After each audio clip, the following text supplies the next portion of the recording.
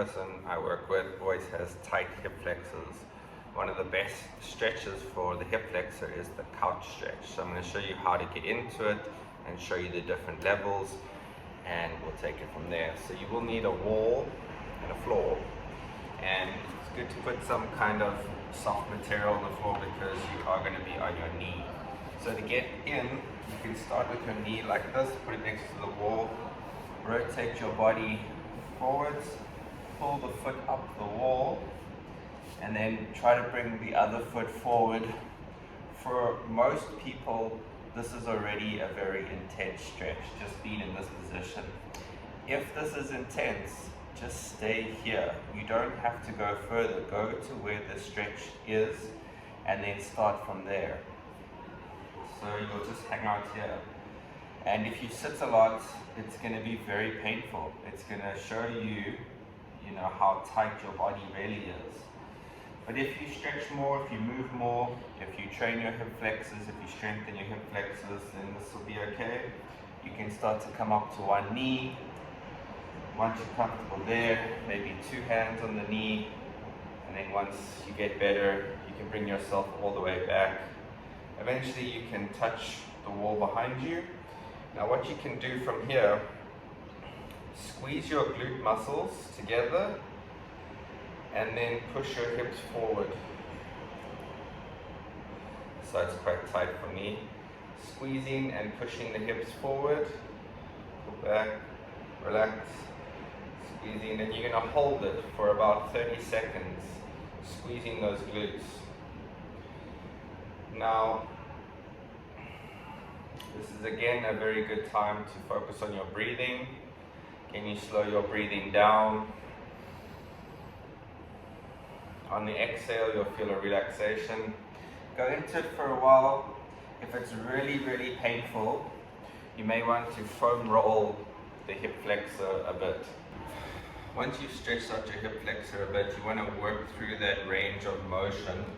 So you're going to find some kind of surface, doesn't matter, a chair, a bench, anything, and place one foot on and the other foot back. Now from here, you're going to slowly move your hips forward until you get the knee quite far over the toe. Now this again could be very intense for most people, and that's where you just want to stop and relax and breathe.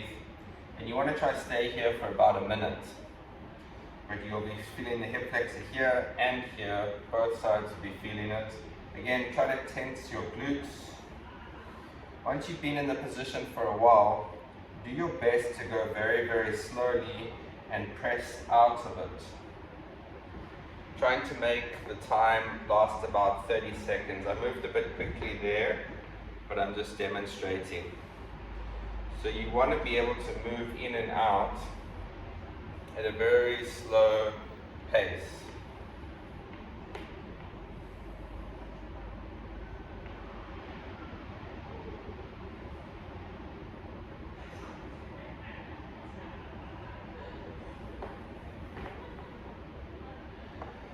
Nice. Once you've done quite a few like that, maybe 5, you'll feel it. It'll be quite a workout if you're not used to it. But then you can move in and out of the motion a bit quicker.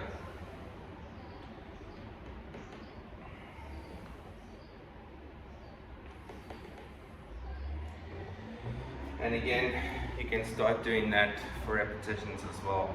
Now once you've stretched the hip flexor, strengthen it a bit, work through some ranges of motion, starting to open the body, you really want to work on 2 muscles.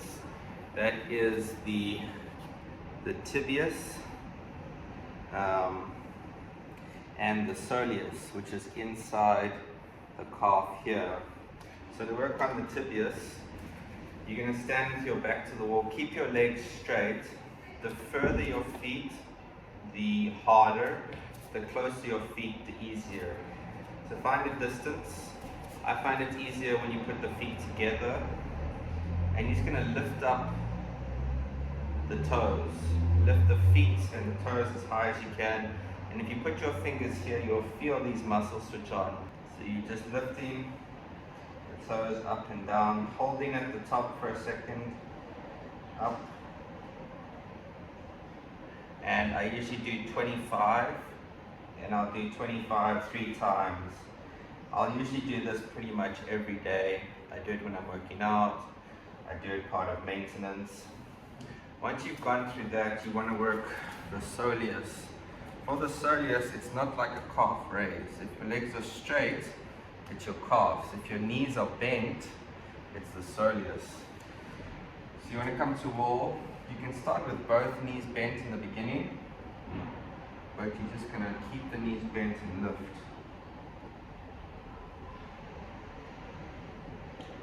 When you get, if this is too easy, we go to one leg, but keep the knee bent. If you straighten, you're not doing it. You've got to keep the knee bent.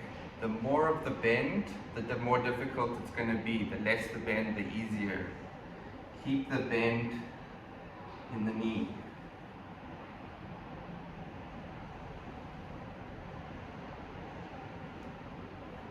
And then you have it. So you're loosening and strengthening the hip flexors. You're strengthening the tibius and the soleus, which are muscles that almost everyone neglects, and they're a little bit tricky to target. But if you run barefoot, then you're going to use these muscles a lot. So if you run with shoes, you're not going to use them as much. That's why you should always try to train in nature and try to train without shoes, so that your feet activate correctly, leading to all the musculature activating correctly as well.